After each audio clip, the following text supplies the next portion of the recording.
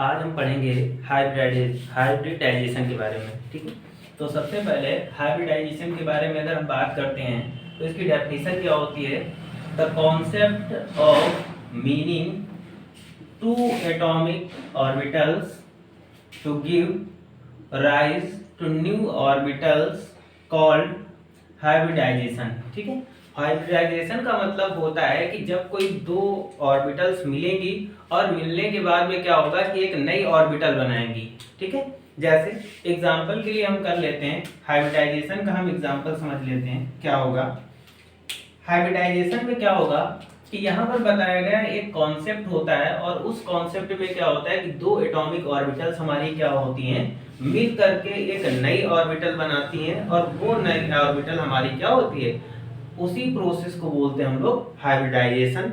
जैसे सपोज कर लेते हैं कि हमारे पास एक s ऑर्बिटल है ये, और एक हमारी दूसरी क्या है हमारे पास में, यहाँ पर दूसरी हमारे पास में एक p ऑर्बिटल है इस तरीके से।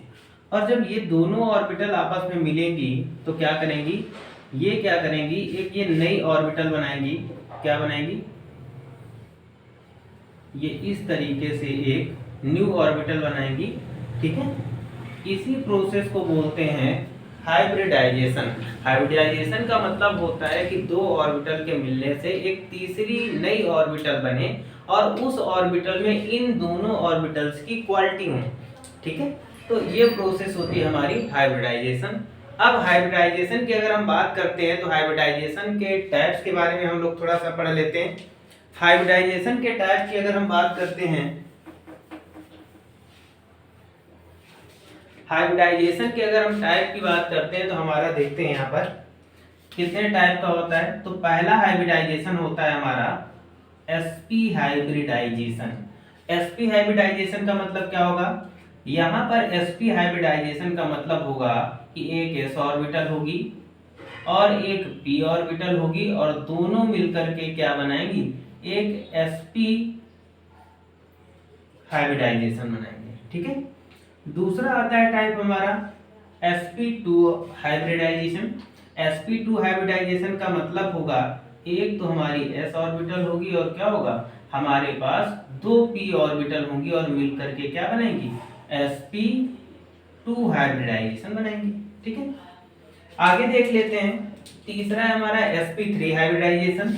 तो sp3 हाइब्रिडाइजेशन का मतलब होगा एक तो हमारी s ऑर्बिटल होगी और नेक्स्ट हमारी क्या होगी, तीन p ऑर्बिटल होंगी, यानी तीन p ऑर्बिटल होंगी और मिलकर के क्या बनाएंगी, sp3 हाइब्रिडाइजेशन। अगला आता है sp3d हाइब्रिडाइजेशन। तो sp3d हाइब्रिडाइजेशन का मतलब क्या होता है, इसका मतलब होगा एक s ऑर्बिटल, तीन हमारी क्या होंगी p ऑर्बिटल और एक d ऑर्बिटल होगी और ये तीनों मिलकर के एक नई ऑर्बिटल बनाएंगी जिसको हम लोग बोलेंगे sp3d हाइब्रिडाइजेशन। नेक्स्ट आता है sp3d2 हाइब्रिडाइजेशन।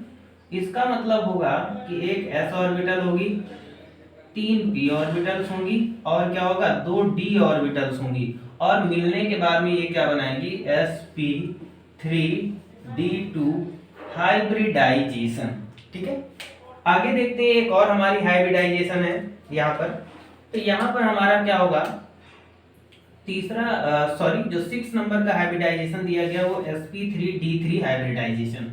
sp3d3 हाइब्रिडाइजेशन में क्या होगा, एक तो हमारे पास क्या होगा, एक s ऑर्बिटल होगा, दूसरा क्या होगा 3p ऑर्बिटल, यानी यहाँ पर क्या होंगे, तीन p ऑर्बिटल्स होंगी।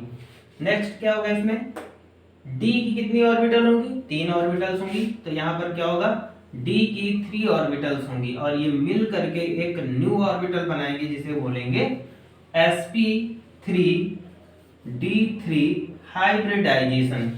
ये तो हो गया हमारा बेसिक नॉलेज हाइब्रिडाइजेशन के बारे में। तो हाइब्रिडाइजेशन का मतलब क्या होता है कि दो ऑर्बिटल्स, यानी क्या होगा, the concept of mixing two atomic orbital, यानी कोई दो एटॉमिक ऑर्बिटल आपस में मिलेंगी और मिलने के बाद में एक क्या करेंगी, एक नई ऑर्बिटल फॉर्म करेंगी और इस पूरे प्रोसेस को बोलते हैं हाइब्रिडाइजेशन।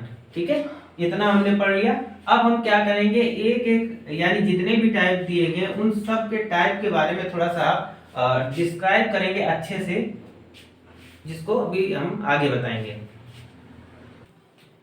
अब हम पढ़ेंगे हाइब्रिडाइजेशन का पहला टाइप। पहला टाइप क्या था हमारा, sp हाइब्रिडाइजेशन। ठीक है, sp हाइब्रिडाइजेशन में क्या होगा कि पहला तो हमारा एक इसमें s ऑर्बिटल होगी और दूसरी क्या होगी इसमें p ऑर्बिटल होगी, और इन दोनों के मिलने से एक हाइब्रिडाइजेशन बनेगा जिसे हम लोग बोलेंगे sp हाइब्रिडाइजेशन। अब देखो इन हाइब्रिडाइजेशन की अगर हम बात करते हैं तो दोनों के बीच में यानी the angle form each other 180, इनके बीच में जो एंगल फॉर्म होगा वो 180 का बनेगा। ठीक है, अब इसका एक एग्जांपल देख लेते हैं क्या होगा।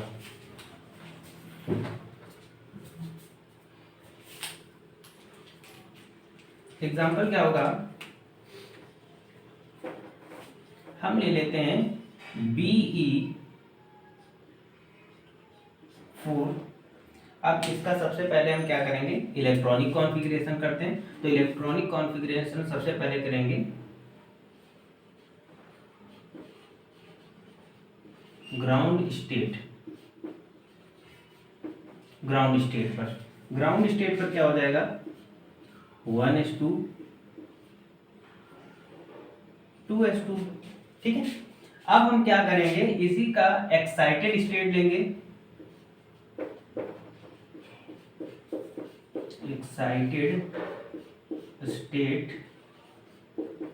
एक्साइटेड स्टेट में क्या होता है कि लास्ट ऑर्बिट से एक इलेक्ट्रॉन क्या होता है नेक्स्ट ऑर्बिट में जंप कर जाता है। तो क्या हो जाएगा 1s2 2s1 और 2p1 हो जाएगा। भाई यहाँ पर देख लीजिएगा, यहाँ पर क्या हो रहा है, ये एक्साइटेड, तो जब भी कोई चीज एक्साइट होती है तो वो क्या होता है कि वहां से निकलने की कोशिश करती है। तो इलेक्ट्रॉन हमारा क्या था, इसमें 2 इलेक्ट्रॉन थे और जब ये ऑर्बिट हमारी क्या होगी एक्साइटेड होगी, तो एक्साइटेड में क्या होगा कि ये अगली ऑर्बिट में एक इलेक्ट्रॉन जंप कर जाएगा। अब यहाँ पर क्या कर लेते हैं, यहाँ पे हम क्या कर लेंगे, सबसे पहले ऑर्बिटल बना लेंगे। तो ये क्या है हमारा 1s,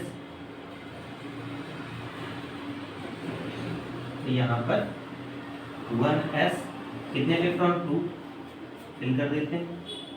दूसरी ऑर्बिट देख लेते हैं 2s, यहाँ पर क्या हो जाएगा 2s और कितने इलेक्ट्रॉन, एक इलेक्ट्रॉन है। ठीक है, इसको यहाँ पर लिख देते हैं 2s। नेक्स्ट ऑर्बिट क्या है हमारी 2p। अब यहाँ पर p है, p का मीन्स कितने इलेक्ट्रॉन,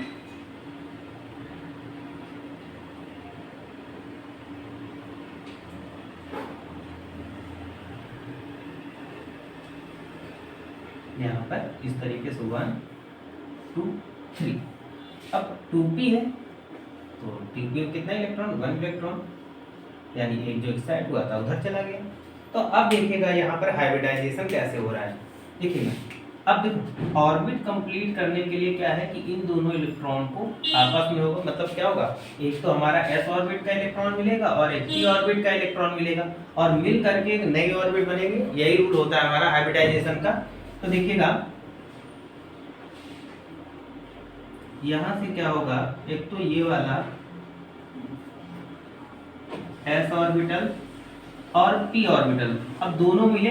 अब दोनों मिलने के बाद में क्या होगा, एक नई ऑर्बिटल बनाएंगे जिसे हम लोग क्या बोलेंगे sp हाइब्रिडाइजेशन। sp हाइब्रिडाइजेशन, तो ये हो गया हमारा sp हाइब्रिडाइजेशन का एग्जांपल। अब देखो इसमें क्या होता है, अब इनके बीच में एक पॉइंट लिखा हुआ है, इनके बीच का जो एंगल होगा वो 180 कैसे होगा, यानी 180 डिग्री का कैसे होगा, अंश का कैसे होगा। तो देखो यहाँ पर क्या होगा, यहाँ पर हो जाएगा, सबसे पहले मान लेते हैं ये s है,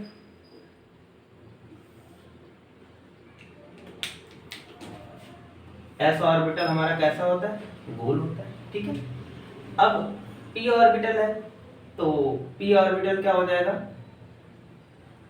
ये हमारा इस तरीके से हो जाता है। ठीक है, और इनके मिलने से हमारा क्या होगा,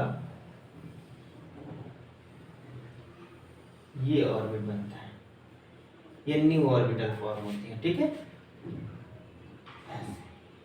ये S था, ये P था और ये SP। तो ये हो गया sp हाइब्रिडाइजेशन का एग्जाम्पल। अब देखते हैं sp2।